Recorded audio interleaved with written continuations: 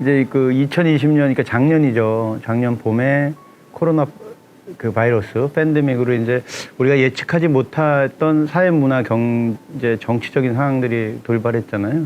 그런 상황 속에서 신천지라는 그 이단의 실체가 이제 드러나는 그런 예가 있었고요. 그 이후에 제가 그 신천지를 나온 청년들의 그 갈급함을 전해 듣게 돼서 청년들과 관련되어 있는 영상을 만들어야 되겠다라고 해서 저는 사실 죄송스럽고 부끄러운데 그 작년 봄까지만 해도 차별금지법의 위약성에 대해서 전혀 몰랐어요. 정말 이제 부끄러운 이야기인데. 그래서 이제 그 신천지 이단에 대한 대책 그런 전문가가 이제 국민일보의 백상현이라는 기자님인데 그분을 자료를 좀 받기 위해서 그분을 만났는데 이분이 감독님 신천지보다 더 급한 것이 차별금지법입니다. 라고 얘기하면서 몇 말씀을 하시는데 저분의 이야기가 맞다면 이거 큰일 났네? 라는 생각과 함께 저는 2008년도에서부터 신앙생활을 했는데요. 영국 교회와 유럽 교회가 왜 무너졌는지 구체적으로 말씀해 주시는 어른들을 못 만났어요. 그냥 영국 교회가 그냥 축복을 그냥 제대로 누리지 못하고 그냥 인간적으로 타락했다 정도. 왜 타락했지? 믿음과 복음의 앞선 민족들이었는데 왜 그런 나라들, 유럽 교회들이 뭐 100년 전에 한국의 그 선교를 위해서 생명을 버렸던 그러한 복음의 선진국이었던 그 믿음의 선배 국가들이 왜 무너졌는지에 대해서 구체적으로 이야기를 알려주신 분들이 없었는데 차별금지법의 실체를 딱 듣고 나니까 인본주의의 끝이 차별금지법이구나. 남성과 여성 이외의 제3의 성을 창조주가 아닌, 창조 질서가 아닌 인간 스스로 얼마나 교만한 거예요. 내 스스로 자기 성을 선택한다라는 것. 그리고 자기 자식이지만 그 아이가 5살, 6살, 7살 될 때까지 기다렸다가 네가 여자로 살지 남자로 살지 혹은 오전에는 남자로 살고 오후에는 여자로 사는 그런 것들 인권이라고 교육시키는 그런 환경들. 그거에 대해서 알게 되는 순간 이게 진리구나. 이런 것 때문에 하나님은 거짓이 있는 곳과 그다음에 거룩하지 못한 곳에는 계실 수가 없으시잖아요. 그래서 떠나실 수밖에 없고 그런 것들이 교회는 당연히 문을 닫거나 무너질 수밖에 없구나. 이제 그런 사실을 알게 돼서 지금 이제 미디어 시대잖아요. 뭐 우리 PD님도 자녀분이 계시겠지만 이제 우리 아이들 일어나는 순간서부터 이 미디어를 호흡하면서 이제 성장하거든요. 그러니까 이 미디어가 빛의 도구가 되기도 하지만 어둠의 도구가 될 수도 있어요. 그러니까 사도 바울이 유럽을 복음화시킬 수 있었던 원인은 로마 시민권입니다. 그때는 그 사도 바울에게 로마 시민권을 성령께서 도구로 쓰신 거거든요.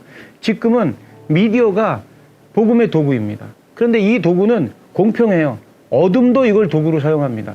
그래서 미디어의 중요성을 저는 이제 현장에서 실무를 담당하고 있는 사람이기 때문에 누구보다도 더 잘 알고 부끄럽게도 제가 2008년도에 하나님 만나기 전까지 무속인들을 기록하고 그다음에 그분들을 인간문화재로 만들고 그분들의 영상을 저는 그게 옳은 일이고 민속학적으로 가치가 있는 일이라고 미혹되어 있었기 때문에 그런 일을 하던 사람이니까 미디어의 중요성을 누구보다도 더 많이 잘 알죠. 그리고 제가 또 방송 작가 출신의 영화 감독이니까 방송이 갖고 있는 파급 효과에 대해서 너무도 잘 알고요. 그래서 그러면 차별금지법과 관련돼 있는 것들을 적확하게 알려야 되겠다.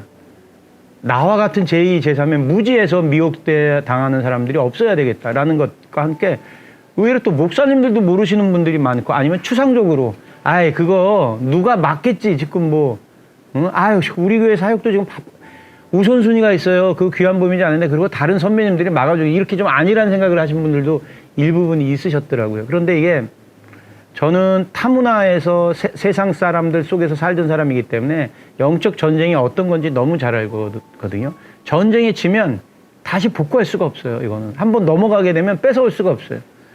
PD님도 어린 자제분이 계신지 안 계신지 모르겠지만 우리 아이들 초등학교, 중학교 교육에 이미 성별 정체성 이데올로기가 교육에 의해서 넘어갔습니다. 그래서 남성, 여성 이외에 제3의 성이 존재하고 존중해야 된다는 교육이 이미 공교육 현장에 이미 파급되어 있는 상황이거든요.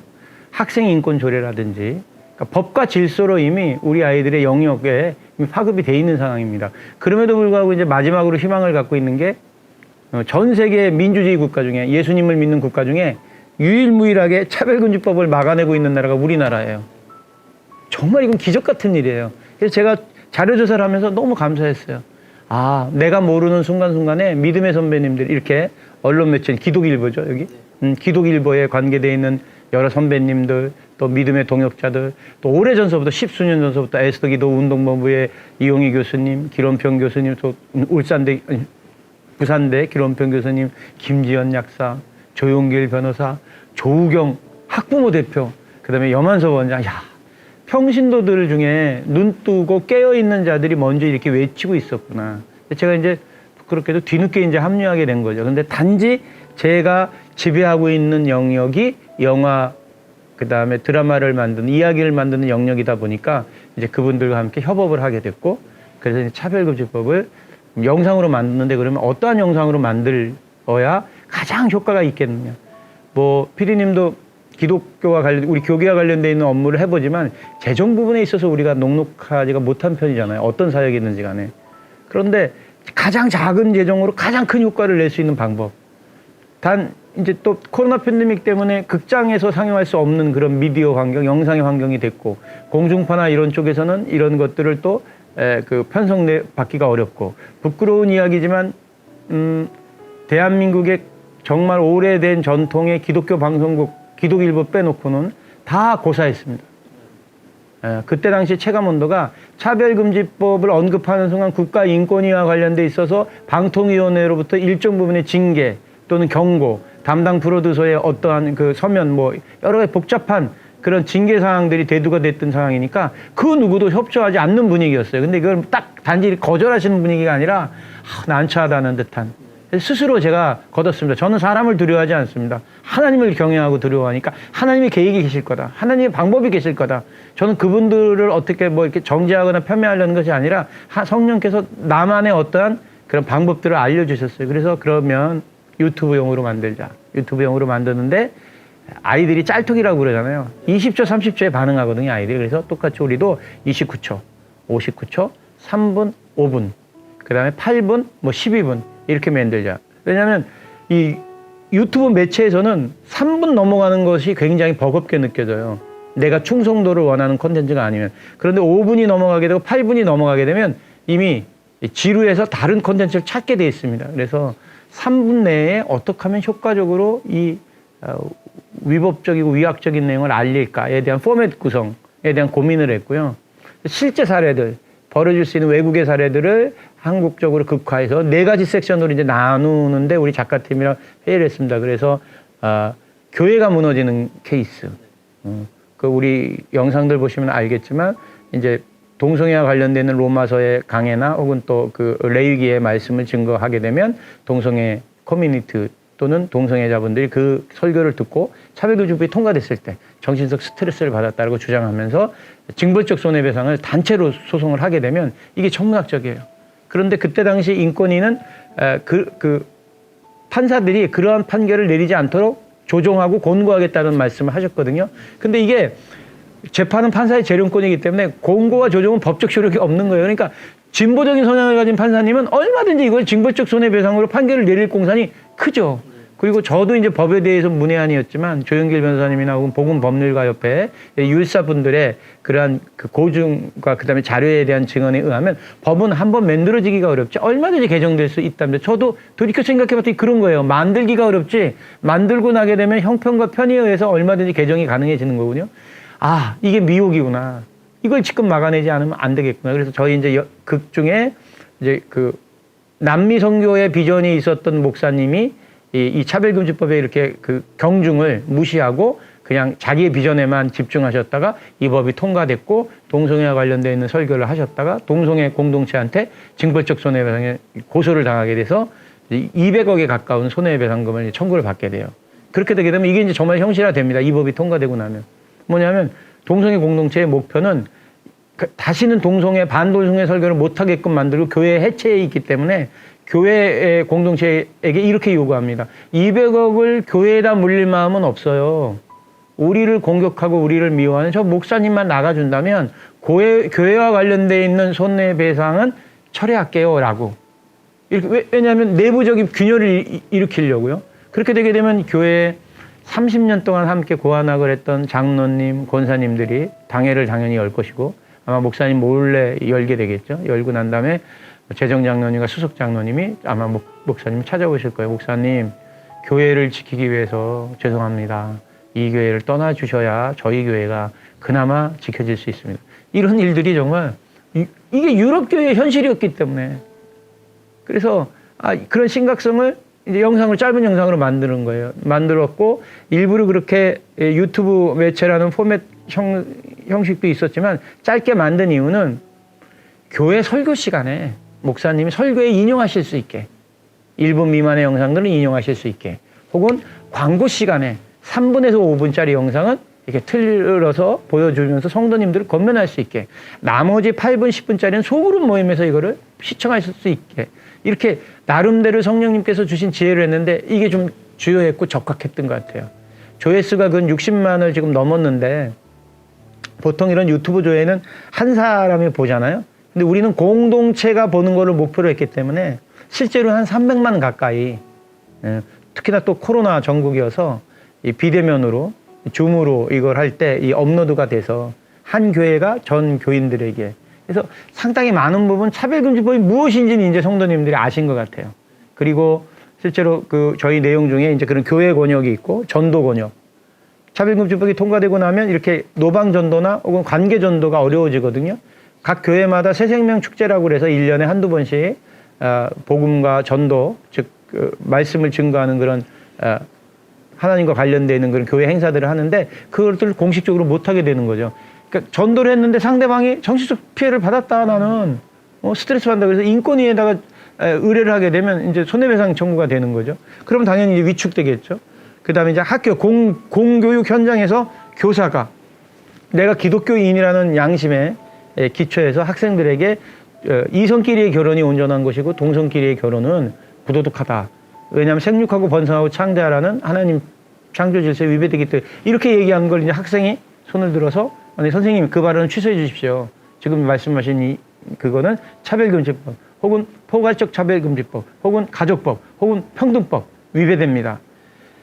이 법을 통과하려는 분들은 본질을 그 상태로 놓은 상태에서 이 워딩만 바꾼 상태에서 끊임없이 지금 이 법을 통과시키려고 노력들을 하세요. 그것도 인권이라는 이름으로. 그래서 이 법이 얼마나 교묘하냐면 인종차별하지 말아야죠. 그리고 몸이 불편하신 분들 차별하지 말아야죠. 여기에 교묘한 용어, 성소수자라는 용어를 썼어요. 동성애 차별이라고 썼으면 온 국민이 다 알았을 거예요. 그래서 참 이쪽 분들은 굉장히 지혜로운 워딩들을 만들어내서 우리를 미혹하려고 합니다. 그래서 이 영상을 그렇게 해서 이제 4가지 섹션으로 전도, 학교, 가정에서도 마찬가지죠. 어느 정상적인 부모가 자기 자녀가 성별 정체성의 혼란을 겪는 문제로부터 자유로울 수 있겠어요. 이게 지금 실체화가 안 돼서 그렇지 내 정상적인 아들이 남자 며느리를 데리고 온다고 생각해 보세요. 내 정상적인 아들이 갑자기 어느 날 아침에 문을 열고 딱 나서 엄마 나 사실은 여자예요. 여자로 살고 싶어요. 얘기할 때 얼마나 가슴이 철렁거리고 아프시겠어요. 이제 그런 현실이 더 현실화된다는 거죠. 그런 상황들이. 그래서 이런 4가지 권역으로 만들어서 이제 시즌 1을 이제 만들었고요. 촬영 이틀 전에 캐스팅이 무너졌어요. 하시기로 한 분들이 이제 못 하시겠다고 그래서 뭐 사정이 계셨겠지만 이제 안 되는 경우는 나라도 해야 되겠다. 일반인들이라도 좀 연기가 되는 분들을 모시고 해야 되겠다 그랬는데 마지막 날 극적으로 전직 탤런트이셨던 이제 선원일기의 주인공 하셨던 김영도 목사님이 되셨는데 이분이 이제 목회자의 부르심을 받고 이 탤런트 연예계를 떠나면서 성령께서 그러셨대요.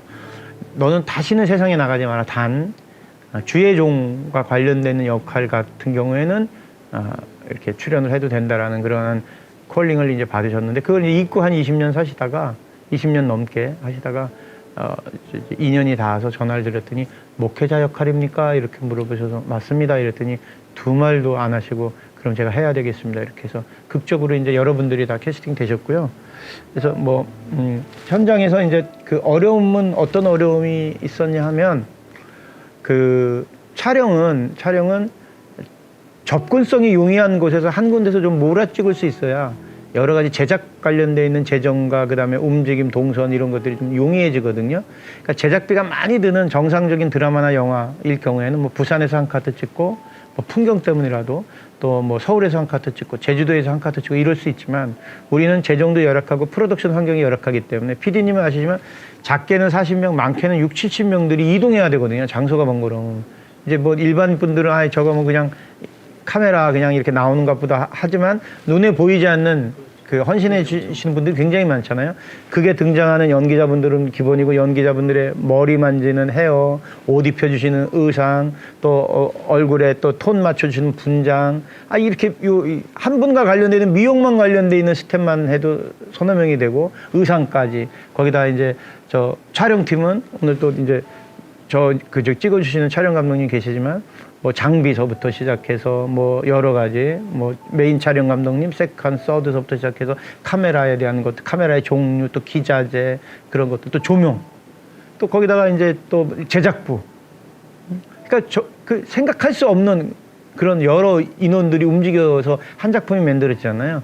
그래서 이게 반경 2km에서 4km 내에 접근성이 있는 곳이 특정돼야만 이 적은 예산을 가지고 촬영을 하겠더라고요. 그것도 이제 하나님이 경험에서 나오는 지혜를 주셨기 때문에 그런 프로덕션을 진행했는데 그러다 보니까 만약에 A라는 아파트에서 실내 씬을 촬영했으면 거기서 가장 가까운 곳에 있는 어떤 그 학원에서 또 촬영을 해야 되고 거기서 또 이동이 가까운 그 학원에서 교회를 찍어야 되고 그래서 한 교회 거점으로 해서 반경 2km 내에 장소 섭외가 이제 헌팅이 되는 게 가장 어려운 문제였습니다. 이제 그러려면 교회가 먼저 또 이렇게 또 장소 제공을 해주셔야 되는데 이 교회처럼 또 보수적인 장소가 없지 않습니까? 문화에 대한 이해도가 계신 목사님이라고 하시더라도 저는 그것도 다 이해해요. 본당 또 강대상 이런 부분이 오픈되기는 쉽지 않은데 우리 영화에는 우리 콘텐츠는 그게 나와야지 리얼리티가 사는데 근데 또 하나님이 예비해 주셨던 파주 산마교회 이일성 목사님이 흔쾌히 이것은 하나님의 거룩과 관련되어 있는 작품이기 때문에 이 작품이 나의 설교 만 번의 내 설교보다 이 3분짜리 영상 하나가 더 중요합니다. 감독님 마음껏 쓰십시오. 강대상도부터 그 목양실 또 담임 목사님이 그렇게 선포하시니까 누구든지 이 영화를 찍는 스태프들이 편리하게 우리 그 지역을 다 이렇게 사용할 수 있도록 협조해 주셨으면 좋겠고 또 아파트를 내주시는 분도 계셨고 또 식사를 다 성도님들이 돌아가면서 섬겨주셨어요. 근데 뭐라고 말씀하셨냐면 그래서 역시 어떤 공동체든지 간에 지도자의 비전이 굉장히 중요하구나. 하나님께서는 아마 이 작품을 큰 상급이라고 생각하실 겁니다. 우리 성도님들이 하나님 앞에 상급받기를 원합니다라고 얘기하니까 뭐 장로님도 우리 그런 스태프들 몇 분 되시냐 식사 한 분 섬기겠다. 권사님도 뭐 평신도도 또 집사님도 또 그리고 그 우리 초등학교 임가일이라는 그 소녀는 자기가 타이틀 그림을 그렸어요. 그림책으로. 그러니까 환경은 어렵고 과정은 힘들었을지 모르지만 과정 속에서 주는 은혜가 너무나 많았고요. 목사님이 3분이셨어요. 저희 현장에. 그 김영도 목사님 또 제 친구이자 개그맨이자 목사님 목회를 하시는 연예인 목회를 하시는 표인복 목사님 또 윤동남 목사님 이러니까 매 씬이 예배고 찬양이었습니다. 제가 세상 작품을 많이 했던 그런 작가 겸 감독이다 보니까 세상 작품들은 시작되기 전에 고사를 지내거든요. 세상 신에게 이 작품이 잘 되고 또 돈도 많이 벌게 해주세요. 기복적인 어떤 그 세상 신과 신 앞에 절을 하게 됩니다. 그게 너무 싫었거든요. 저는 하나님을 만나고 나서. 참고로 저희 집사람이 남녀호랑개교 일본에 있는 창가대학을 나온 불자고 저희 장모님이 남녀호랑개교 부회장이셨거든요. 그러니까 저희는 뭐 어둠, 샤몬의 집안이었는데 그랬던 제가 2008년도에 하나님을 만났단 말이에요. 그래서 이 어둠들이 어떻게 움직이는지를 다른 분보다 어느 정도 좀 제가 이제 알죠. 그래서 제일 제가 죄송스러웠던 게 이런 영상 현장에서 고사 지내고 절하는 거였어요. 우상에게. 너무나 싫은 거예요, 저는. 그런데 우리 현장만큼은 찬양과 기도로. 그래서 실제로 출연했던 그 연기자 중에 제주도 그 방송국에 아나운서로 계시다가 뒤늦게 이제 연기자로 전업을 하셨던 저희 이제 영화에서는 저희 영상에서는 전도사님 역할 하시는 분인데 그분이 현장을 보시다가 감동받은 거예요. 매 시간 우리가 레디 액션 컷 이러고 기도하고 또 레디 이러고 기도하고 이러더니 어느 순간 찬양 부르고 이러다 보니까 매일 뭐 눈 뜨면 기도 눈 뜨면 찬양 이렇게 하다 보니까 컬링이 온 거예요. 그래서 현장에서 조용히 오더니 감독님 저 어렸을 때 교회 나갔었는데 그리고 잊고 살았었는데 저 여기서 예수님 믿는다고 이렇게 해도 될까요? 너무 감사한 거죠. 그래서 목사님 우리 저기 청년 연기자 하나님 앞에 주님 영접하겠대요. 그 현장이 이제 은혜가 되는 거죠. 이런 현장이 어디 있겠어요? 역으로 제가 이런 생각을 했어요. 하나님이 기뻐하시겠구나. 다른 자들이 모여서 이렇게 주님을 경외하지 아니하니 우리 현장을 하나님이 들어 쓰시겠구나. 근데 이제 그 은혜가 크면 또 어려움도 있거든요. 다 찍었어요. 그러니까 법정신도 찍었는데 뒤늦게 복음법률가 협회에서 대본 감수팀이 있거든요. 저희 이건 영적 전쟁이라고 그랬잖아요. 제가 모두에 다시 찍어야 된다는 거예요. 다 찍고 났는데 이 없는 재정으로 정말 생쇼를 다해서 했는데 다시 찍어야 된다는데 그 에러가 있어서 다시 찍어야 된다고. 근데 이걸 하는 것도 쉽지가 않은 거예요. 대본을 다시 또 다 고쳐야 되는 거예요. 그런 어려움이 있었는데 돌이켜봤더니 그런 과정 속에 만약 그런 과정이 없었으면 제가 헌법재판관이셨던 안창호 그 변호사님을 어떻게 만날 수 있으며 조영길 변호사님을 어떻게 만날 수 있었겠으며, 그러니까 복음법률 같은 율사팀과 현장 실무팀의 한 팀이 원팀이 되는 과정이었던 거예요. 사람끼리의 어떤 관계적으로 실수가 있으면 죄송합니다. 모르고 그랬어. 이게 되죠. 이건 전쟁이에요. 모르고 그랬어가 아니라 죽는 거예요, 그냥. 그래서 그런 긴장감을 가지고 해서 다행히 송출되는 그런 것들이 큰 무리는 없었어요. 물론 몇몇 굉장히 진보적이고 차별금지법을 옹호하는 그런 언론 매체에서 악의적인 그런 보도 기사가 나오기도 했고 그랬지만 우리도 그에 대응하는 여러 가지 것들을 이제 조치를 취해서 이제 그 콘텐츠가 송출되는 데는 큰 어려움은 이제 없게 됐습니다. 그렇게 해서 시즌 1을 이제 다 잘 마치게 됐고요. 이 시즌 1을 만드는 그 과정 속에서 깨닫게 된 게 있어요. 저만 해도 옛날 사람이거든요. 옛날 사람이어서 촬영 파트가 촬영, 분장, 헤어, 조명, 극작, 연기, 후반 작업, 미술 이게 다 분리돼야 된다고 생각했는데 우리 청년들 보니까 1인 미디어 시대예요. 자기가 찍고 자기가 쓰고 자기가 프리미어로 편집하고 자기가 음악 입히고 간단한 CG는 자기가 이렇게 하고 원멀티예요. 원멀티. 그래서 딱 보니까 내가 좀 고루한 생각을 갖고 있었구나. 미디어가 도구가 되는 시대인데 귀한 청년들을 차라리 용사로 무장시켜서 이 노하우를 전수해 주기만 하면 이 아이들이 얼마나 자기 눈높이에 맞는 창조성을 발휘할까. 그리고 제가 이 스태프들 구하다가 또 어려움을 겪다 보니까 그러면 청년 미디어 300용사를 만들어야 되겠다라는 것 하나, 또 청년 미디어 300용사뿐만이 아니라 코로나 때문에 대면으로 영화를 보는 시장 자체가 붕괴됐잖아요. 멀티플렉스 관이라든지 이런 게 다 사라졌단 말이에요. 이제 사라져 가고 있고 그와 동시에 다른 매체가 생겨났어요. 넷플릭스라는 플랫폼인데요. 공룡같이 잠식하죠. 전 세계 콘텐츠들을. 그런데 한국 콘텐츠가 굉장히 독점력과 지배력을 갖추고 있어요. 그 한국 콘텐츠의 원베이직이 되는 그러한 초석들은 웹툰을 기반으로 하고 있습니다. 스위트홈이나 킹덤이나 경이로운 소문이나 이태원 클래스나 그것들이 다 웹툰이 기반이에요. 이 웹툰을 대한민국에서 만들어냈어요. 만화와 그 인터넷이 결부되어 있는 정말 묘한 형태의 새로운 예술 장르거든요. 이 장르가 그 넷플릭스라는 플랫폼을 지배하고 있어요. 그리고 한 작품이 회사가 됩니다. 워낙 부가가치가 많이 창출돼서. 또 웹툰 하나의 성인물 웹툰 같은 경우에는 우리가 이 핸드폰을 딱 보시면 얼마나 이게 청년들이 미혹당하기 좋게 돼 있냐면 어떤 포털 사이트 안으로 딱 들어가게 되면 그 포털 사이트 밑에 웹툰에 딱 썸네일 같은 게 있어요. 형수님, 옆집에 여교수, 이렇게 자극적인 문구로. 그런데 이걸 탁 치게 되면 선정적인 만화예요. 웹인데 이게 4회까지가 공짜예요. 4회까지 아이들이 딱 보게 돼서 정말 결정적인 그런 음란함이 극도로 처해지는 그 장면일 때 100원을 내야 돼요. 이거는 훈련된 성인도 딱 콜링 되게 딱 돼 있어요. 상업적 논리로 연동되게 만들어. 그러면 아이들 본인의 핸드폰이 아닐 경우에는 문화상품권으로도 이 결제가 가능하고요. 카드 마일리지로도 가능하고요. 여러 가지 방법으로 청년들이 이 콘텐츠를 소구할 수 있게 이미 세상에 룰을 만들어 놨어요. 그런데 이런 것들을 그리는 분들을 이런 작품을 만드는데 10억이 들어요. 에버리지. 그런데 6억이 회사에서 가져가고요. 4억을 이런 작가한테 줘요. 웬만큼만 그리기만 하면. 그러면 이 본부는 어디 있느냐? 한국에서는 한국어로 송출되고요. 미국에 본사가 있어요. 그래서 20개국 언어로 전 세계에 송출돼요. 한국의 웹툰이. 선정적인 웹툰이. 그러니까 이거를 그리는 청년은 기독교나 선한 콘텐츠로 돌아올 수가 없어요. 4억이 작은 금원이 아니잖아요. 한 작품에. 그런 것들 끊임없이 물량이 들어오는 거. 왜? 이미 그거에 대한 수요 공급이 전 세계의 마켓이 만들어졌기 때문에 더 자극적이고 더 음란하게 그리면 그릴수록 월 4억씩 받는다고 생각해 보세요. 세상 구조가 이렇게 되다 보니까 웹툰으로 기독교 콘텐츠를 만든다는 게 거진 불가능하고 어려운 상황인데, 그렇다고 우리가 이걸 선포하지 않고 포기할 수는 없잖아요. 제가 이런 것들 몰랐으면 모르겠는데 저는 관계자니까 제가 이걸 다 한단 말이에요.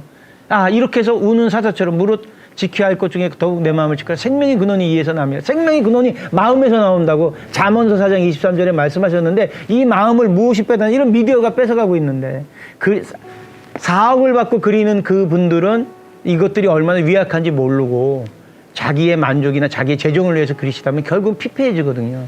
우리 최철규라는 만화가가 있어요. 집사님인데 이현세 그 만화가 밑에서 성인물을 오랫동안 그리셨던 분인데 하나님을 만난 거예요.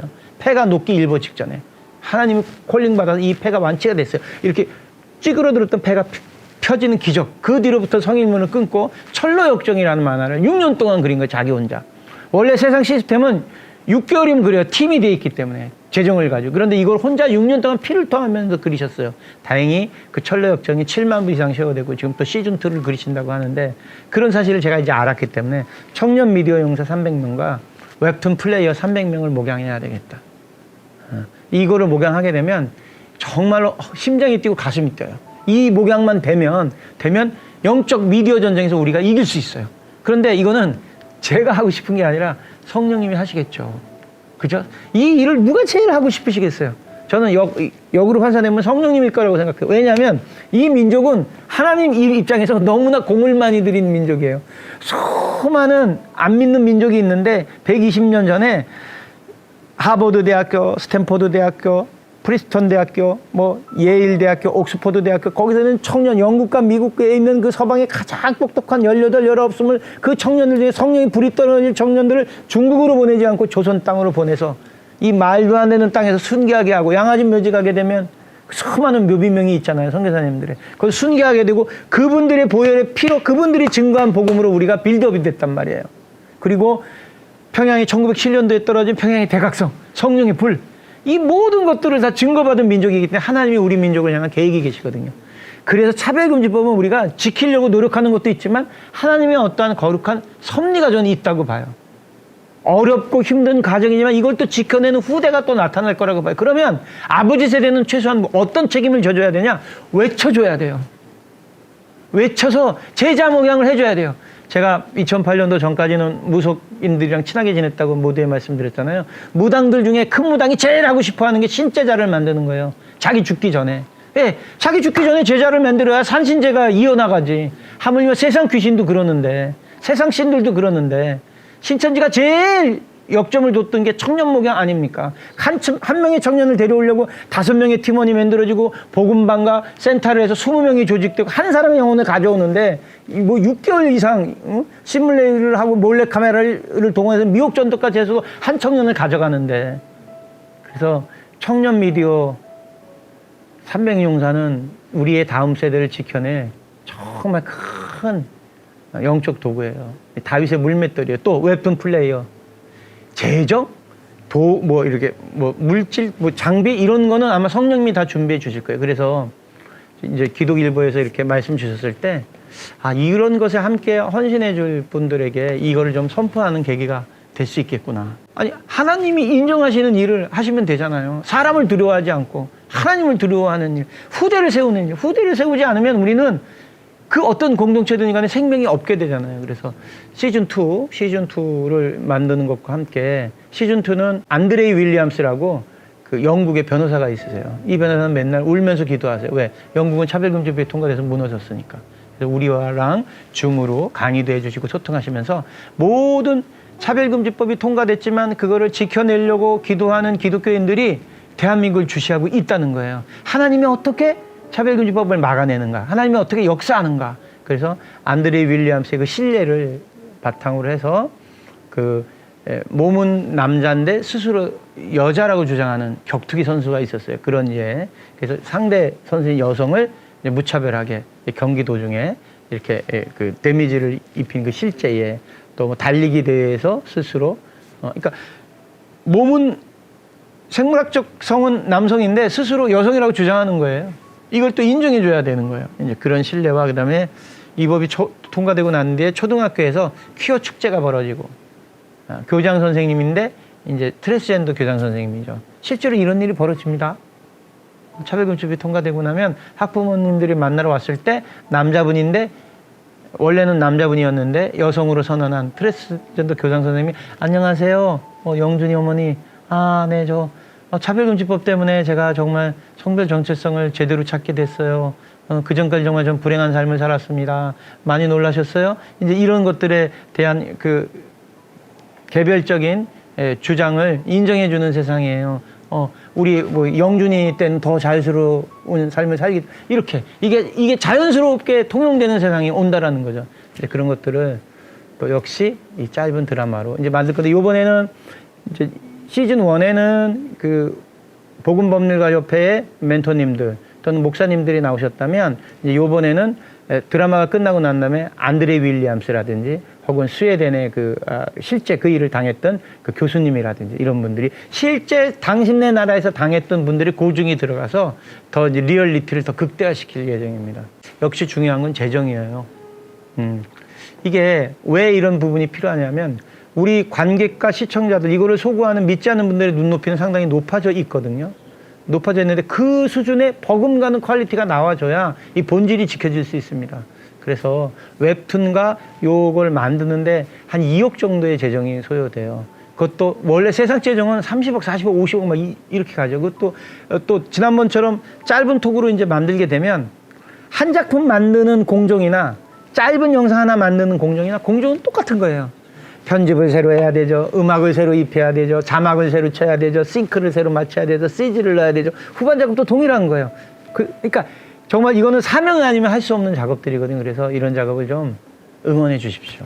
원래는 6개월 동안 합숙하고 3개월 동안 그 합숙을 이제 하는데 목사님이 추천한 청년 혹은 목사님이 추천한 부교육자 분들을 합숙을 하면서 오전 3시간은 촬영, 오후 3시간은 편집, 오후 3시간은 극작, 뭐 오전 뭐 이렇게 요일별로 커리를 갖고 먹고 자고 하면서 교수들도 먹고 자고 하면서 이렇게 정말 세상과 단절돼 있는 집중, 집화교육, 심화교육을 할 생각이었는데 코로나 때문에 그게 아무래도 여의치가 않은 거예요. 지금 이 방법 저 방법을 생각해내도. 그래서 그래도 선포된 것들을 하지 않으면 동력이 끊기기 때문에 16강 위주로라도 이제 하는데 이제 출퇴근하는 강의로라도 이제 좀 선포처럼 16강이라도 시작을 좀 해서 일단 청년들을 모아서 우리 또 교수진도 한번 이렇게 시뮬레이터를 돌려봐야 미흡한 부분이 무엇인지 이제 알게 되잖아요. 그래서 미디어 반의 웹툰까지 연동을 해서 16주를 한번 해보려고 해요. 그래서 이것을 하는데 필요한 장비, 또 필요한 공간, 또 우리들이 함께 공부할 수 있는 그런 여러 가지 것들이 필요한데 이런 것들을 나누고 싶습니다. 그래서 함께 해주셨으면 좋겠고요.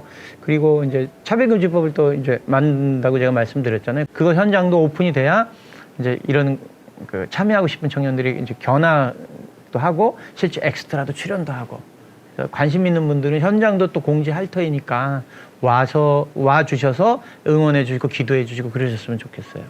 네. 그 아카데미는 이래요. 이게 왜 중요하냐면 청년에게 질문을 하게 해줘야 됩니다. 너는 누구니? 역으로 바꾸면 나는 누구죠? 나는 누구인가? 자기에 대한 질문. 나는 무엇을 소망하는가? 나는 어떤 삶을 살기를 원하는가를 각인시켜줘야 돼요. 청년을 질문하지 않게 하면 그 공동체는 죽은 공동체가 됩니다. 근데 이 청년은 몰라요. 그렇기 때문에 질문할 수 있게 아버지 세대에서 외쳐줘야 됩니다. 요시카 쇼인이라는 일본인이 있어요. 20살 때 비전을 받은 거예요. 일본이 잘 살려면 서구 문명을 받아들여야 된다. 그래서 자기 제자와 함께 쪽배를 타고 영국 전함으로 갑니다.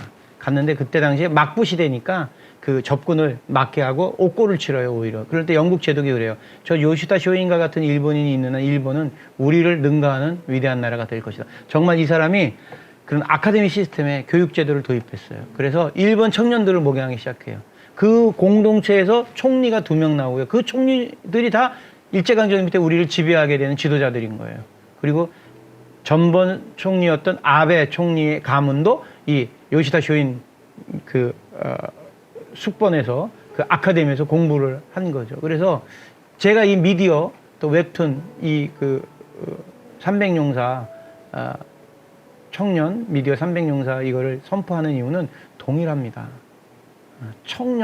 청년이 이게 자존감과 본질, 왜 기독교인으로 살아야 되는가? 왜 나의 소망은 무엇인가? 하나님이 자기를 향한 계획이 무엇인가를 이거 한번 듣기만 하면 알게 돼요. 얘기를 해주면 진지하게 우리가 아이들은 영은 온전하잖아요. 보혈 찬송 딱 부른 다음에 말씀 사도행전 1장 8절 또는 잠언서 4장 23절 말씀을 딱 선포하고 난 다음에 청년에게 성훈이는 어떤 사람이야? 성훈이는 어떤 소망을 갖고 있어? 하나님이 성훈이에 대한 소망은 무엇일까? 성훈이는 어떤 삶을 살길 원해? 이렇게 아버지 세대가 아들 세대에게 당당하게 질문을 해줘야 돼요. 그래야 아이들이 각인되거든요. 청년 교육을 해야 됩니다. 저만 해야 된다라고 선언하는 것이 아니라 저보다 더 뛰어나신 지도자들이 계시잖아요. 지역 교회마다. 그래서 지역 교회마다 1인 미디어 유튜브 학교 만들어 보세요. 교회 학교가 부흥됩니다.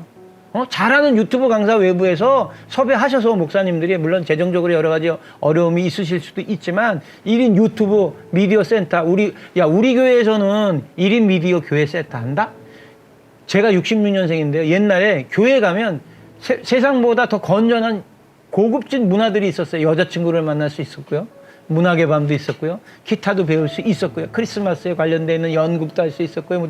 정말 문화적으로 옛날엔 교회가 세상을 주도했고 앞섰습니다. 근데 지금은 우리가 그렇지 못하잖아요. 그런데 미디어만큼은, 즉 유튜브만큼은 만약에 이 영상이나 혹은 또 이 기사를 듣는 목사님들 중에 그래 맞다 윤학열 감독이 얘기하는 것이 맞다 그럼 교회 안에 1인 미디어 센터를 만들어 주세요. 그래서 그거를 지역사회에 오픈시켜 보세요. 단 최고의 양질의 교사와 그 다음에 마을 미디어 센터보다 조금 좋은 그런 기자재 아니면 이용하기 편한 아니면 실버 세대를 위해서 너무나도 이거 핸드폰이나 유튜브 하고 싶어 하시잖아요. 동네에 무속인도 하고 싶어 할 거예요 이거. 근데 만약에 잘 가르쳐주고 친절하게 가르쳐주는 교회의 어떤 교육 시스템이 있다면 배우고 싶지. 그렇게 좀 미디어와 관련되어 있는 지혜의 영들이 좀 열려서 함께 좀 했으면 좋겠어요. 그리고 우리가 목양된 그 청년들 6개월 동안 합숙하게 되고 그 다음 3개월 동안은 그 합숙된 청년들이 갈렙과 여호수아처럼 모세와 아론처럼 미자립교회나 어르신들만 계시는 작은 교회에 가서 유튜브를 업로드 시키는 것, 미디어 환경을 좀 헬퍼해 드리고요. 그 다음에 또 그 3개월이 지나서 9개월 차가 되게 되면 이제 점점 떨어지겠죠? 그러면 9개월 차가 되게 되면 선교지로 나가게 하는 거예요. 2명씩. 선교사님들 삶을 팔로우업 하는 거예요. 오늘도 제가 파푸뉴기니아에서 선교하시다가 지금 국내에 들어오셔서 아직 출국 못하고 계신 문성 선교사, 이민아 선교사님 만나 뵀거든요. 그 식인종들 부족 선교하는. 정말 그 날것 같은 영성, 정말 생명의 기도, 그 정말 하나님만 경외하는 그 영성, 갈급함, 그런 것들 청년들이 찍으면서 아마 은혜 받을 거예요. 이 청년들. 그런 청년들이 지도자가 된다니까요. 그래서 6개월 그걸 하고 3개월 하고 3개월 해서 한 기수가 이제 끝나면 1년이잖아요. 자, 세상적으로 뛰어난 기능을 가진 거예요. 이 친구가 어떤 비즈너리 선교사가 되든 아니면 일반 사회에 나가든 이렇게 목양받은 이 미디어 스킬을 가지고 더 선한 영향력을 만들어내겠죠. 그래서 이제 꿈은 만약에 우리 이제 아카데미 기수가 사회 지도자가 돼서 너 3기야? 나 7기야? 뭐 이렇게 되듯이라는 것 하나. 오늘 이제 오늘 취재가 있다고 그래서 제가 이제 우연찮게 전에 새벽기도 만나고 나서 서치를 하게 되면 한동대학을 만드셨던 김영길 총장님 2년 전에 돌아가셨잖아요. 그 1분짜리 영상이 있는데 제자가 얼마나 중요한가. 우리가 제자 목양이 왜 생명을 걸어야 하는가. 그 불모지 같은 포항 외곽에 있는 그 말도 안 되는 땅에 건물 한 동 있었던 그곳이 이제 20몇 년이 지난 뒤에 그죠? 굴지의 대학이 돼서 정말 기독 청년들의 젖줄이 되고 있지 않습니까? 오히려 정통신학대학은 변질되는데 그 한동대학이 새롭게 빌드업되고 있잖아요. 그래서 어떤 일인든지 간에 우리 아버지 세대가 생명을 좀 심어야 되겠다. 그래서 이제 마지막으로는 그러면 재정의 헌신만 제가 말씀드리는 게 아니라 기도를 좀 동참해 주세요. 저에 대한 기도뿐만이 아니라 이 제자에 대한 기도, 아이들에 대한 기도, 아버지가 기도할 때 하나님이 움직여 주시거든요. 그리고 요즘 코로나 때문에 어려워요. 많이 어렵다 보니까 저희들 제작과 관련돼 있어서 녹록치가 않은 그런 상황이에요. 교회가 어렵다 보니까. 그래서 그럼에도 불구하고 이 일은 꼭 해야 되겠어요. 그래서 십시일반 지난번에도 캠 선교회, 또 에스더 선교회, 여러 이루스 선교회, 루스 선교회 여러 공동체에서 협업을 해주셔서 잘 시즌1을 마쳤거든요. 시즌1도 그렇게 좀 할 수 있게 기도해 주시고 재정적으로도 좀 참여해 주셨으면 좋겠습니다.